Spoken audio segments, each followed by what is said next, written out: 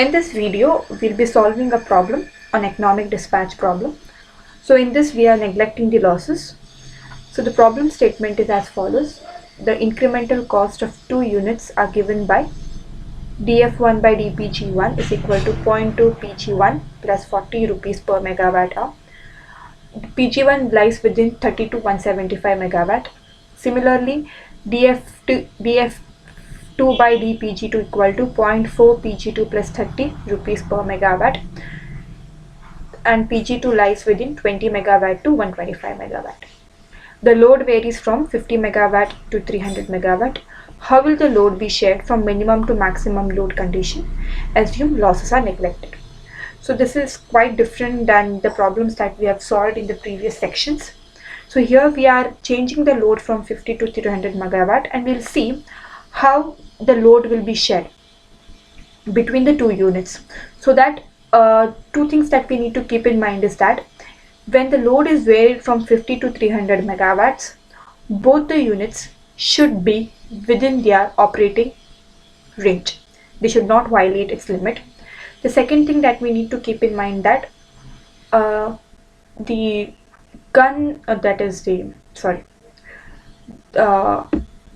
the incremental fuel cost, whatever we are calculating, it should be within the conductor conditions that we have seen in the previous sections.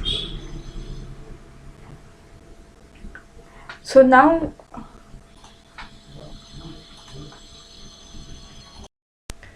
we will see. First thing that we need to do here is we need to calculate the variation in lambda based on the minimum and maximum values of the power output. Now we know that the power output of any unit is given by lambda minus bi divided by 2ci.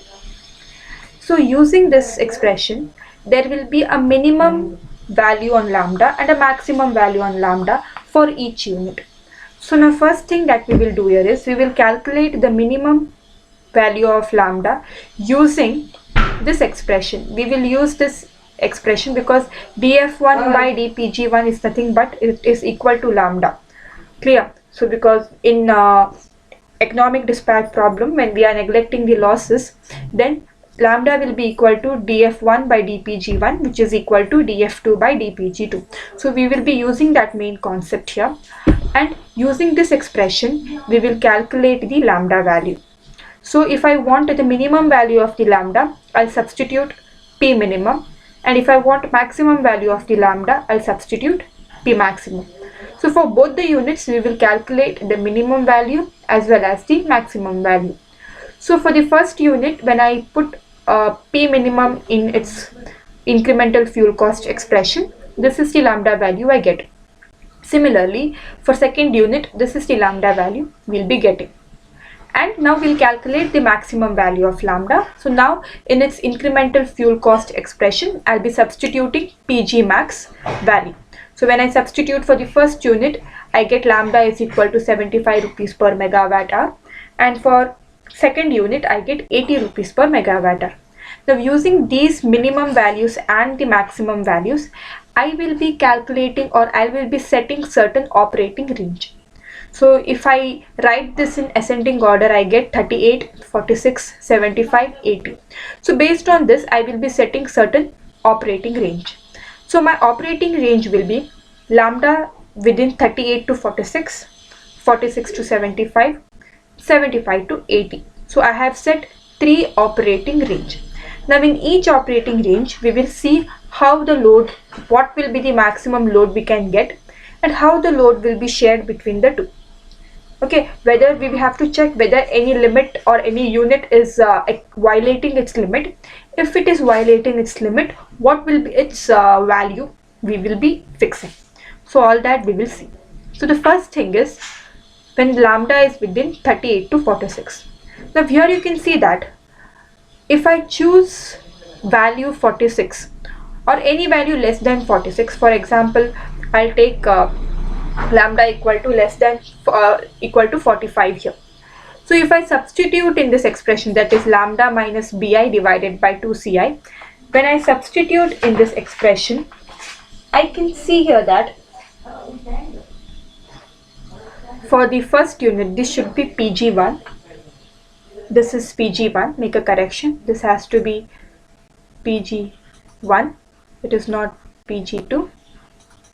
Okay, so for Pg1, if I calculate Pg1 using 45, I get it to be 25 megawatt.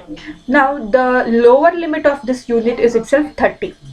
So if I take any value of lambda less than 46, then the plant 1 will violate its limit. So for plant 1 to operate within its limit, its incremental fuel cost should be always greater than 46. You cannot fix the incremental fuel cost of plant 1 less than 46. So if you need to operate these units below that value, you cannot take the lambda value as 46. Now in this case, what we do here is we fix the plant 1 output as 30 megawatt. Okay, now whatever plant 1 output will be there, we will fix it to 30 megawatt for those lambda value less than 46. Okay, and then based on that we will alter our Pg2 value. Okay, so that alteration we will see it in the next section now. In the next part of the problem we will see. So but in this we need to keep in mind that within 38 to 46 the Pg2 can operate only till 46 value of lambda. We cannot go below 46. If we have to go below 46, then the power output of plant 1 should be fixed to its minimum value, that is 30 megawatt. Okay, so next we have, if I take 46, I get, for this particular range 46, if I take 46, I get Pg2 as 40 megawatt and Pg1 as 30 megawatt. So the load is 70 megawatt. So this load 70 megawatt, it is for this particular value of lambda. So but we have seen that our load actually changes from 50 to 300. So for 70 megawatt of load, this is the scheduling we have seen for lambda equal to 46. If you have to go below 70, that is 50 to 70 range, if we have any range within 50 to 70, if we have any range within 50 to 70 megawatt, so then we need to make sure that our Pg1 will be equal to 30 megawatt always. Pg1 will be equal to 30 megawatt always, and Pg2 will be equal to PD minus Pg1. So if this is the PD range, so if you have to go within 50 to 70 megawatt, like if the load is 50 megawatt, I will keep Pg1 fixed to 30 megawatt because it cannot we cannot take it below 30 megawatt, and I will calculate Pg2 such that it is 50 minus Pg1, that is, this will be equal to 20 megawatt. So this is the rule that we will follow here. So we will be fixing this value. We will fix Pg1 to 30 megawatt and Pg2 will be calculated corresponding to its load. So that is the rule we will follow for any load between 30 to 70. For any load between 30 to 70, so that is the rule we will follow. So now next we will go to the next range, that is 46 to 75. Now in this we can see that in this range both the units will operate within its limit. So you don't have to fix any value. We don't have to fix any value. They will be operating within its limit. But now we need to check what is that. What will be the load range? In what way the load will change? So for that I will calculate Pg1 for lambda is equal to 46 and for lambda is equal to 75 separately. So when I calculate for lambda equal to 46, this is the load I'll get, and for lambda is equal to 75, this is the load I'll get. So within 70 to 287.5 megawatt of load, the load will be shared within Pg1 and Pg2, and their incremental fuel cost will remain same. the incremental fuel cost will remain same. And the second thing is here, no units will violate its limit. Okay, so you can simply use, like if I take this, for any PD within 70 to 287.5, within this limit if you have, then you will use the normal expression, which is equal to lambda minus bi divided by 2c. So this expression will be used, this expression is used to calculate the PGI. So, and no unit here, no unit violates its limit. So you don't have to fix any value, so that fixing of any value will not be required. So both the units will be operating within its limit. So we will use this expression, and the lambda value will be within 46 to 75. Both will operate at equal incremental cost. Both will operate at equal incremental cost. Okay, this will be somewhat similar to what we have seen in the first section. Both will operate at equal incremental cost. Whereas coming to the previous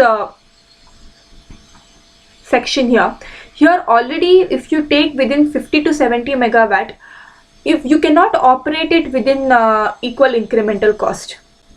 So the units do not operate at equal incremental cost. The units do not operate at equal incremental cost. Okay, only unit 2 will be operating at the lambda value that we have taken. It will be less than 46, and unit 1 will always operate at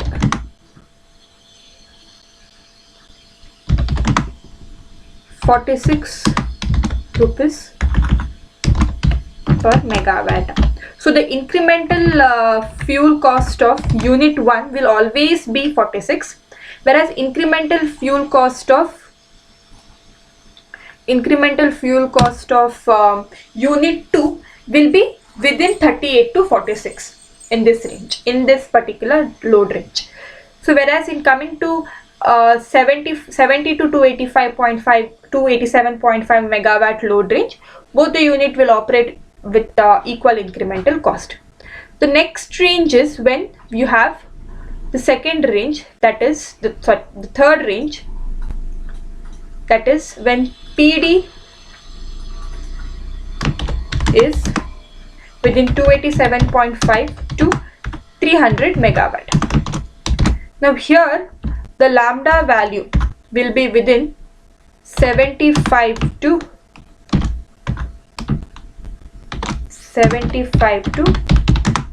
80. So lambda will be within this range. Now if you take any value greater than 75, then we can see that unit 1 will violate its limit. Unit 1 will violate its limit. Okay, so now what we do here is we will fix PG1 equal to 175 megawatt, and PG2 will calculate using PD minus PG1. So using this expression. Now in this, both the units will not operate at same incremental cost. The incremental cost of PG1 will always be 75, and the incremental cost of PG2 will vary from 75 to 80 depending on the load. Clear? So that is, now there we have three areas. In the first area, again the units will not operate within equal incremental cost condition. In the second range, that is between 46 to 75, both the units will operate at equal incremental cost.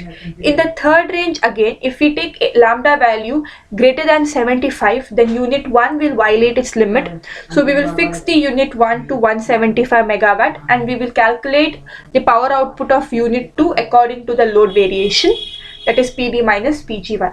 So here again, both the units will not operate at equal incremental cost. The incremental cost of unit 1 will always be equal to 75 and the incremental cost of unit 2 will vary from 75 to 80. Okay, so this is how the lambda value will change and the load value will change. Okay, now we will see how we will share the load. Okay, now as I have told you, within 50 to 70, PG1 will be pegged at 30 megawatt and PG2 will be calculated such that both PG1 plus PG2 will be in the range of 50 to 70 megawatt that we have seen now. Okay, similarly, if you have 70 to 287.5, we will calculate PG1 and PG2 using lambda value and this will lie within 46 to 75 and no limit or no unit violates its limit. Next range is 287.5 to 300 megawatt. In this, PG1 will be fixed to 175 megawatt and PG2 is calculated such that using this expression and PD lies within 287.5 to 300 megawatt. So now we will tabulate this result and we will see what kind of how the load actually varies. So I have taken this, I have used Excel sheet because here it is easy to calculate and get the plot. So first we will focus on this part. Okay, so this is the incremental fuel cost of unit 1, this is the incremental fuel cost of unit 2 and this is the lambda value. Now see, both are not same actually. Okay, both the in case of condition where we are neglecting the losses and we are neglecting the generator limits, incremental fuel cost is equal to the lambda value, but actually when any unit violates its limit, for that unit the incremental fuel cost will not be equal to the corresponding lambda value. Okay, so now the first thing is, this is the boundary. Okay, 46 to 75 is one boundary. So any value less, if you take lambda value less than 46, so you can see that the fuel cost of the incremental fuel cost of unit 1 will be fixed to 46 and the corresponding output will be fixed to 30. So if any load below 50 to 70, you can see that we take we change the lambda value corresponding to unit 2 and then we calculate the power output and the corresponding load output you get.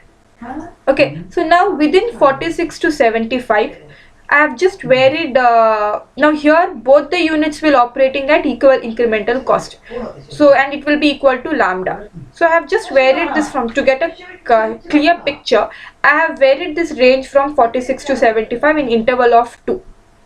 Okay, so I have just varied it from 46 to 75. So you can see that the corresponding PG1 and PG2 values are given here. This is the corresponding PG1 and PG2 value and this is the load value. So within 70 to 287.5, both the units will operate within equal incremental fuel cost. Okay, and this is the load variation. Now after 75, now if you have to go from 287.5 to 300 megawatt, now here again you can see that the incremental fuel cost of unit 1 will be fixed to 75 and we will only change the incremental fuel cost of unit 2 with respect to the lambda value. Okay, and here you can see for all the three cases, PG1 will remain constant at 175 and PG2 will be varied according to this load. So anything greater than, if for lambda greater than 75, PG1 will always remain 175 and PG2 will change according to the load variation. So this is how we have analyzed here. So now I have just taken a plot here, so to get a clear picture. So this is for first unit, this is for second unit. The red one is for the second unit and the blue one is for the first unit. So here you can see that if the lambda value, this x-axis, it is showing 40 and this is 30.